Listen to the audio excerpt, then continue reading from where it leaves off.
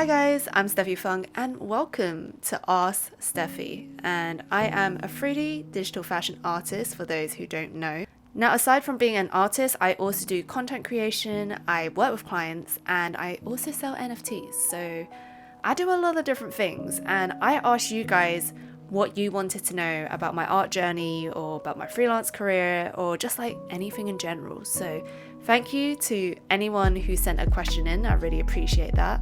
And of course, if you guys got any additional questions that I have not answered, then put it in a comment below and I will reply back to you guys. Also, I just realized I might look a lot different compared to my other YouTube videos because I don't have blue hair anymore. So life update and just like, just being inconsistent on YouTube and not posting all the time. I'm trying my best. Okay, 2022, trying to post more YouTube videos. So yes, I don't have blue hair anymore and just went for a chop, and my scalp wasn't really that happy. So hair grows, and let's just hope that blue hair, which honestly was really part of my identity, let's just hope my blue hair will come back in the future. And so with all of that, let's get on with the questions. An overview of how you organize your time, i.e. social media, NFTs, freelance, career, etc. Okay, so that's a question I ask myself all the time. I don't think there is a right answer to this, but I have become a freelancer within the past few months, and time management, let me just say, time management is one of the hardest things to do.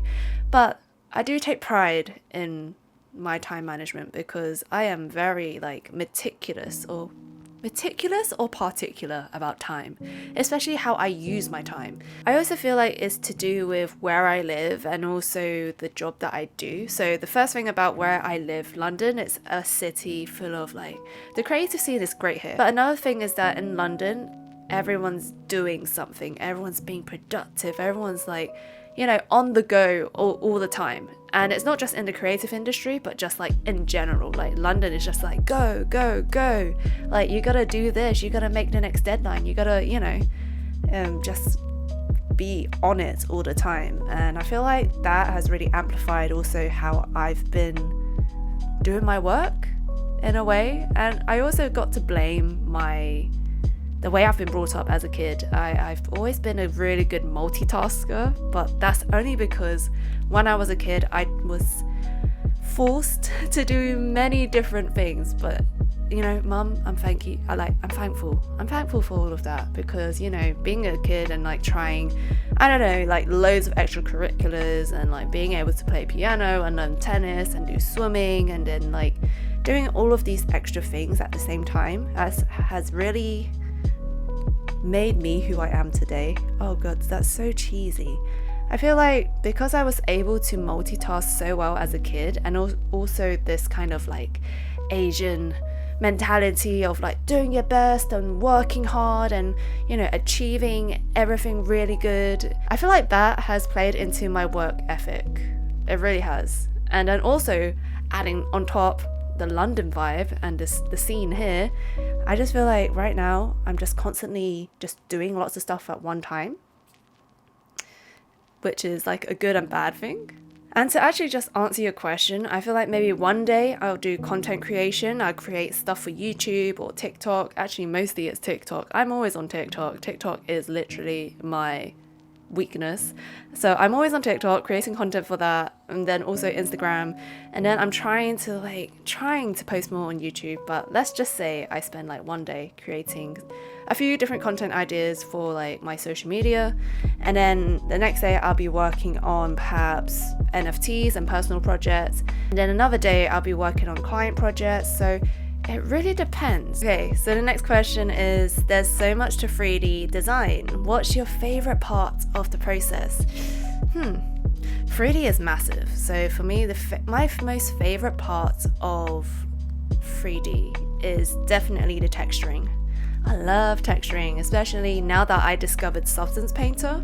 Substance Painter has given me so much power, and I feel like it's a program I really want to get good at. So texturing makes all the difference. You can make a really basic ass 3D object. But then when you add a really nice texture on top, it's like, ooh, like chef's kiss. So nice. So for me, definitely that. And also for me, creating the look, if that makes sense. Like look development, that's what they call it. So look dev. And that to me is just really satisfying as well, because you got to consider like the composition and the lighting and the texture and the colors, like everything needs to like work together, and of course the story. But you know, just all of that encapsulated into one still image is like, it's great. It's a lot of fun. It is a lot of fun. What do you do in your spare time when a render takes too long? Such a good question, because I sometimes do not use render farms. Sometimes I do, but on the times that I don't, and I have to render a project and it takes a good few days and my home office turns into an oven, I usually try and work on something else. Actually, it's a really good time to work on like a personal project, or just to watch a movie, or like, I don't know, just like find something to do exercise, and yeah, just get busy. I find it hard to just switch off and just let it do its thing, and like I always got to be doing something, you know, whether that's listening to a podcast or like watching a movie or doing exercise, or yeah, I was about to say read a book, but I don't really read books. I'm gonna be honest, I don't really read books. I actually love watching videos and seeing the visuals from that. Love your work. Did you start doing 3D before you studied fashion, or vice versa? So I did not study fashion. I have a huge imposter syndrome when it comes to fashion, but my background is graphic design, and I studied at University of the Arts London, and specifically at London College of Communications, and I studied graphic design, and I didn't know like if I wanted to do graphic design. It was only after I did foundation year that I was like, oh, this is cool, like, ooh, typography, yay. And then so I started my BA, or my degree in graphic design, and then I slowly realized after learning all the design principles that I don't really enjoy static graphic design, like editorial stuff or publications or creating posters. It just wasn't really my thing. And what I really gravitated towards was motion graphics. And of course, motion graphics or motion design is when you got a graphic and it moves, it animates. And I was like, ooh, damn, that's interesting. And I started learning tutorials off YouTube, and it was from motion graphics, I then started slowly moving into 3D, because I saw some YouTube videos from like Grayscale Gorilla and iDesign. So I started learning that, and I learned Cinema 4D, and learned how to use Redshift and X particles and all that jazz. And that was pretty much my career. After I graduated, I was a 3D and 2D motion designer for a good 2-3 years, and then lockdown happened and COVID-19 happened, and I started learning digital fashion. And I, of course, used YouTube again. There were so many free tutorials that I started, like, I had all this extra time and I didn't know what to do with myself. I was always at home. And so I started learning like Marvelous Designer and Clay 3D. And I am now doing digital fashion every single day. How did you break into the design industry? I broke into the design industry by doing internships. I fully recommend doing them. Like, it's one, you don't really commit. You're like, what, at a company for a month, 3 months, 6 months, so you're there temporarily, and hopefully you get paid. I hope you get paid, because unpaid internships are a big no-no. So what I actually did was, the year before I graduated, I did a sandwich course with my university, and we had to find internships ourselves. Like, yeah, we might have got a few contacts from university, but a lot of them weren't really motion design, which is what I was into back then.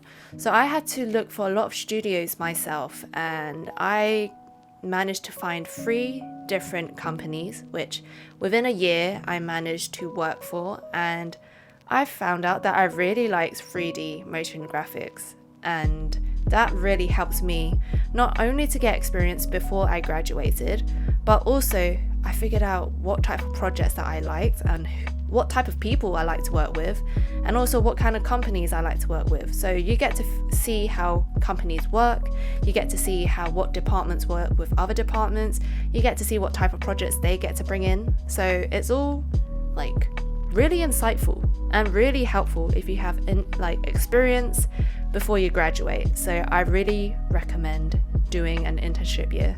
The next question is tips for live streams. Okay, so I have gotten really comfortable with live streams and also just talking to the camera, because during lockdown, all I did was try new things. And of course, one of them was live streaming on Twitch. And so I got really used to just like seeing myself on my camera and also just talking to myself. Like I do that anyways. I do it anyways, but for live streaming, the first stream is always going to be the most nerve-wracking. Okay, I remember my first stream, I was like, oh my god, I don't know what I'm doing, like what if nobody talks to me and all that. But listen, as long as you're enjoying yourself, and I would say it really helps if you especially if you're doing more like you're creating something as you go. Like you're creating a 3D object or a digital fashion piece and you're sharing that on your live stream. It's very important to talk about your process and everything that you're doing. Like, oh, I'm gonna move this over here, I'm gonna choose this color because I think it's gonna bring out the accessories a bit more, or like I'm gonna make this piece a bit smaller because XYZ. So although like it makes sense to you and it's quite menial, it's actually more entertaining for the people watching, because they will start to understand what you're thinking and why you're doing stuff. And if you say stuff like anything, like I'm moving this over here because of this, they are more likely to chat to you and interact with you, because they'll be like, oh no, how about this, how about try this. Whereas if you're just like quiet and you're working, yeah, there might be one or two people like coming in and saying stuff, but you got to interact with them and give them opportunities to interact. And one of the ways to do that is just talk.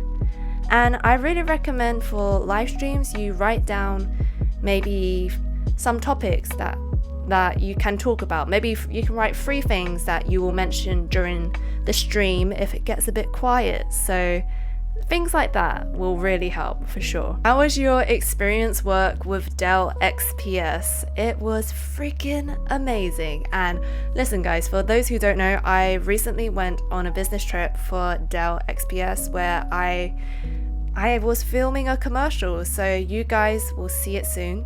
I cannot really talk much about it apart from the fact that it was freaking amazing, and I've never done anything like that before. It's like my first time doing a commercial, so you know, be kind. Once it comes out, I'll let you guys know, and yeah, stay tuned for that one.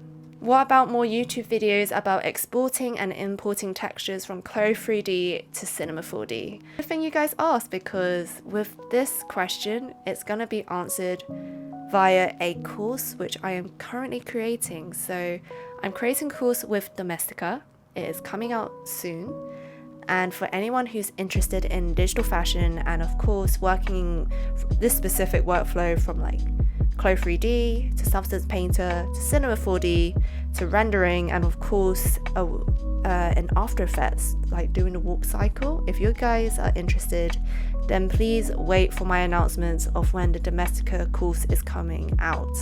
However, for those people who cannot wait for the course, or you know, you guys need the answer now, I really recommend looking up Travis David's YouTube tutorial on how to get, you know, from Marvelous Designer or Chloe 3D and how to export that and going into Cinema 4D, because that is exactly where I learnt it from. Mr. Travis David, he is an OG. Like, if you guys can't wait for the Domestika course that I'm creating, then feel free to check out that video there. Okay, next question. How does your freelance career evolve, and how to start as a freelancer? So my freelance career started about 8 months ago, which is actually not that long ago, and I I was contemplating being a freelancer for the longest time, and at that point I was still in a full-time job. I was still working for a big company, and I was always putting out personal work on my social media and like sharing it, and like in my free time I would always be creating my own work. And so I slowly built up, recognition from the creative industry, and also just from online, like a social media presence, which really helps. It really helps with like being a freelancer. So that I really recommend. Like, social media has really been a blessing for me, and I really recommend, especially if you are a creative visual creator. Is that a word? Creative visual creator. If you create visual things, social media is your jam. Like, share it out to the world. And also, if you're a freelancer, you need people to know about your work in order to get contacted. So there's two things. You need to either have the right connections, and whether that's by working in industry for ages and a lot of people within industry, or the other thing is just having a really good social media presence and your work is great and people see it and they're like, wow, like their skills are amazing, I want to work with them. So if you got both, you're not gonna have a problem, mate. You're not gonna have a problem. So what I really recommend is working on both. What people don't really understand is that as a freelancer, you got to utilize those soft skills. Soft skills are really important, especially you have to realize that being a creative is also being like a social role as well. You got to work with people, right? You got to know how to talk to people and contact people. And so soft skills are important. And also being a freelancer is just like having 10 jobs in one role in the nicest way, because you are the designer, you are the admin person, you look after finances, you look after time management. What else? You look after pretty much everything, like your branding, everything, like marketing, boom, everything. So it really helps, at least from my perspective, it really helps if you have like industry experience, whether that's working in internships, apprenticeships, or working actually full-time in the creative industry.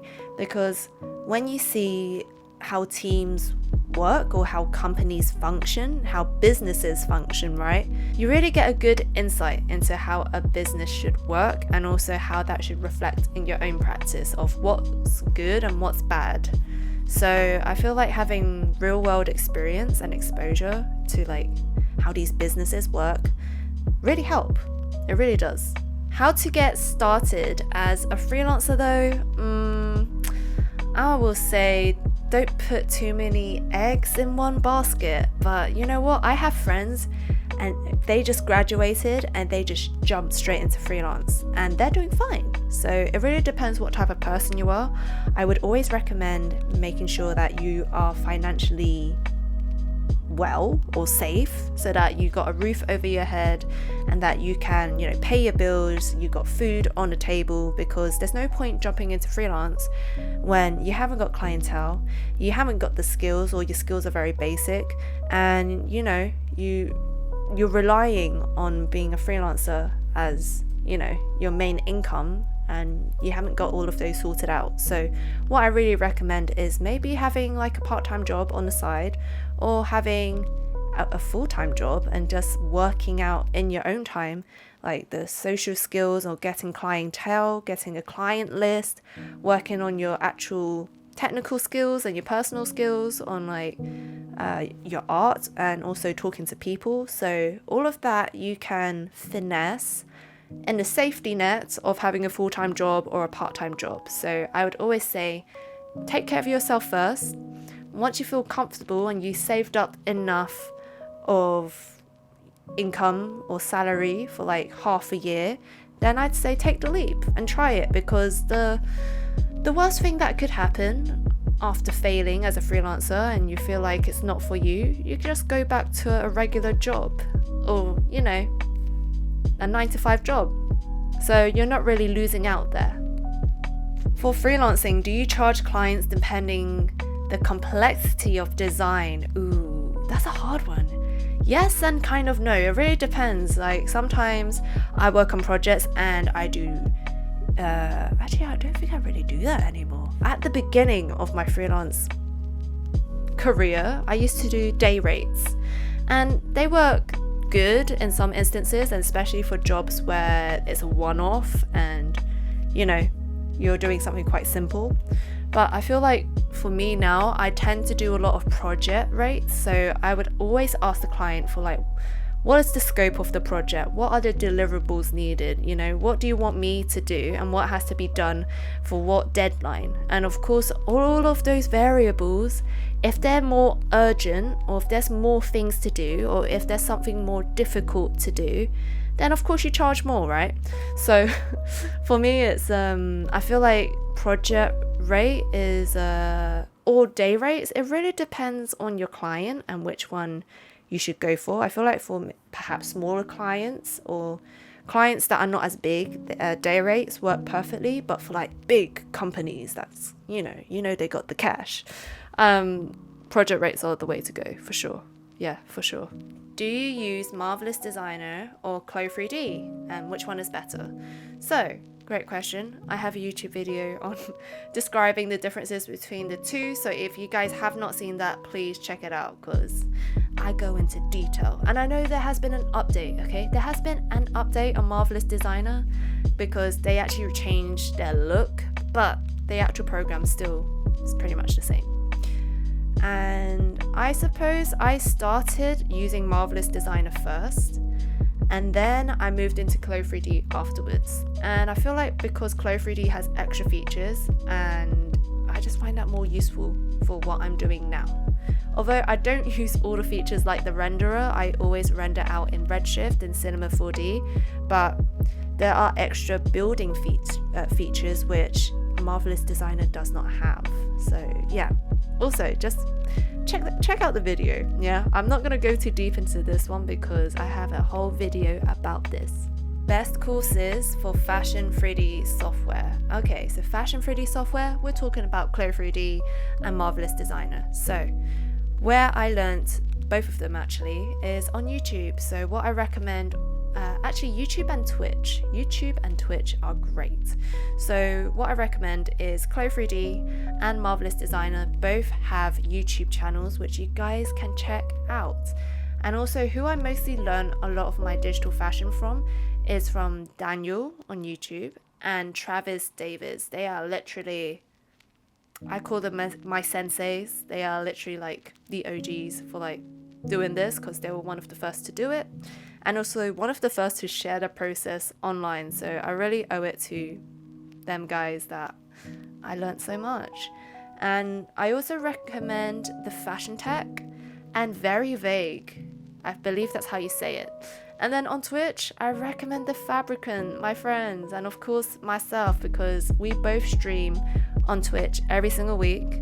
And we also give a lot of digital fashion tips and tricks, which you guys can watch live. So if you guys are free during the week, check out the Fabricant stream and also check out my live streams as well. Would you like to show how to make shoes? Did you make shoes in Clo3D? I have not made shoes before, ever. I feel like shoes I would love to make, I've just never done it. So yes, I would love to make shoes.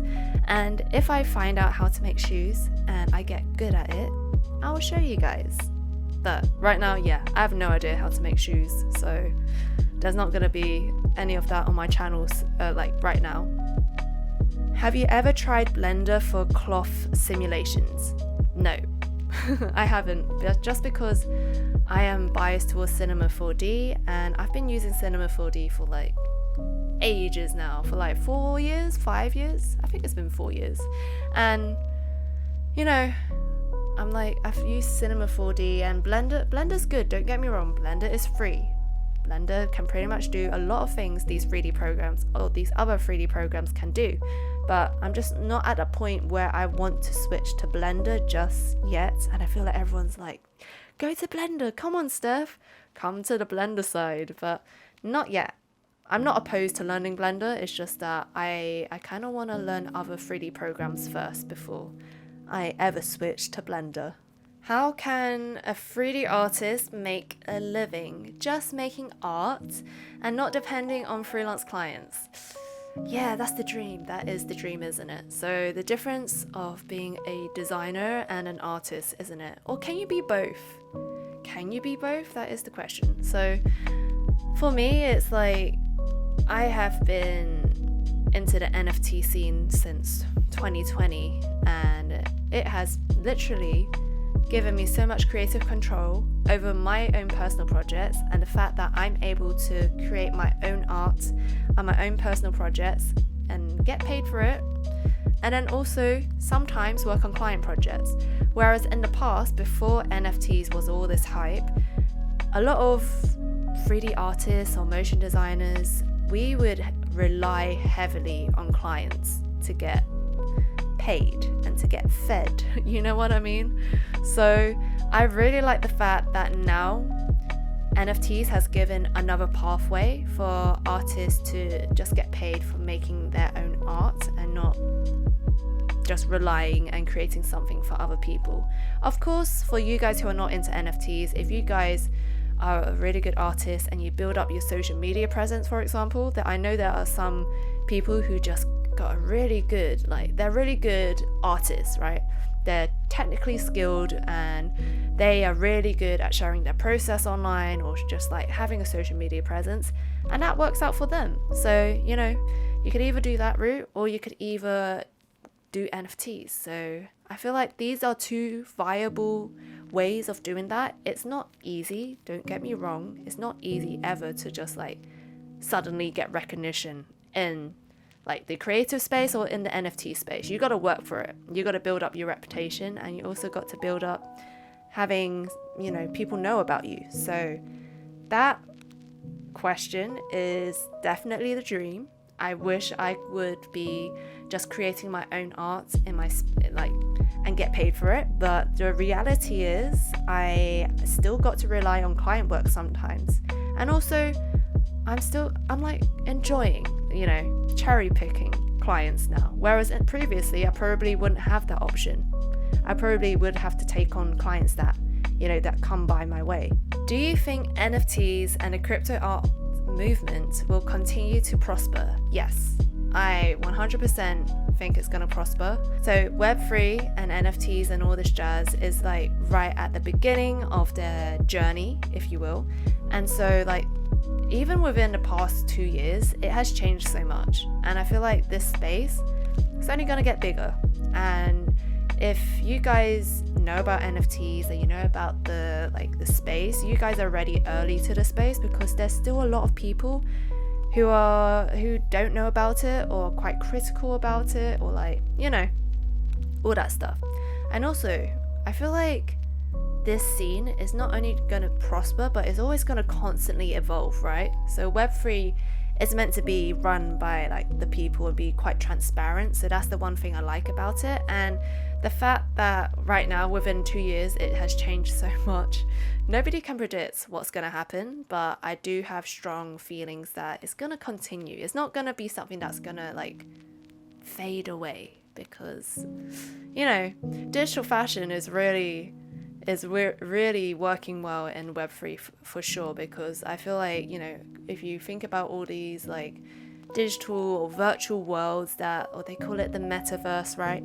So all of this space where people are gonna hang out and like are interested in like going to, there's gonna be people interested in like avatars, and like of course if there's avatars there's gonna be digital fashion. So it's all just really linked together, and also, you know, everything's just gonna keep expanding for sure. So digital fashion, Web3, NFTs, it all makes sense. Favorite comfort food? It's gonna be something like ramen, like, you know, the noodles that you quickly cook in like 5 minutes, and like you could put like an egg with it, or just like some veg with it, or some like fish balls with it, and you could just eat it so quick. And in Cantonese we call it gong dai min. So I love that.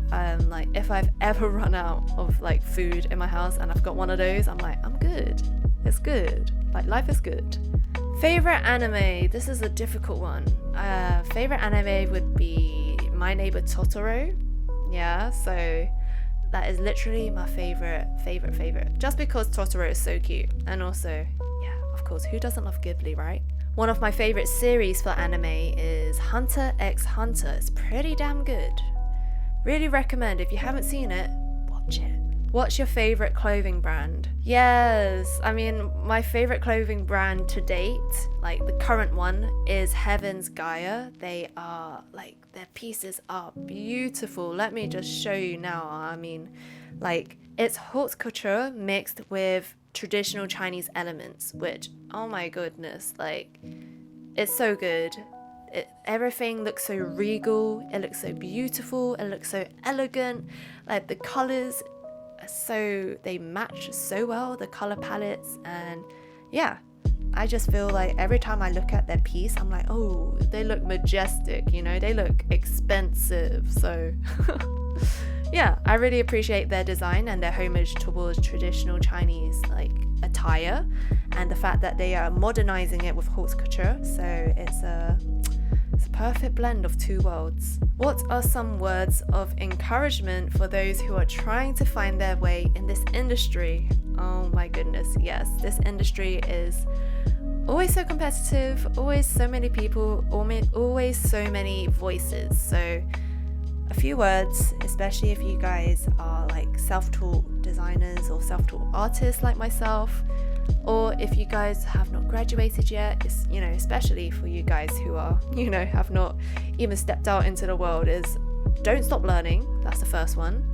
Learning does not stop at university, okay? I mean, after university, even when you're on a job, or like even when you've graduated and you feel like you know a lot of the stuff and you're qualified to do what you do, like, don't stop learning, because all of these little experiences that you will learn as you do your job, or as you travel, or as you know, it will feed into your art and also your perspective. So it's really important to not stay stagnant, because your creativity or your creative soul will suffer if you just stay stagnant. Your creative soul will just slowly die inside. So, you know, stay curious and don't stop learning. That's the first one. The second one is don't be afraid to fail. Now, listen, I have made countless mistakes, especially even in my day-to-day job, like at university, just learning in general. If you're learning, you should be failing. Yeah, you should be making mistakes, because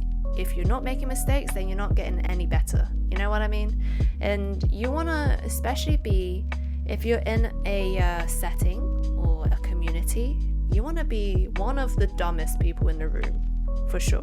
Because if you've got people who are more because if you've got people more knowledgeable than you, then you're going to be learning, okay? Whereas if you are the most knowledgeable person in the room, then of course you help other people, but like, what is there for you to learn if you already hit your ceiling? You know what I mean? So you want to be surrounded by people who has more experience or has more knowledge, that they can help you out so that you yourself can grow. And that's it. That is all the questions. And that was a lot of questions. So thank you guys for sending it in. I really appreciate you guys doing that. And of course, if you got any additional questions, or I didn't answer anything that you wanted to have answered, then put it in the comments below and I will have a look at it and reply back when I can. Of course, feel free to join my Discord, and I also stream on Twitch every single week, so make sure to check both out. If you guys want to see live streaming, then come through. I'm on Twitch every Thursdays, and we usually chill there, and we usually create like mostly digital fashion on there, if I'm honest.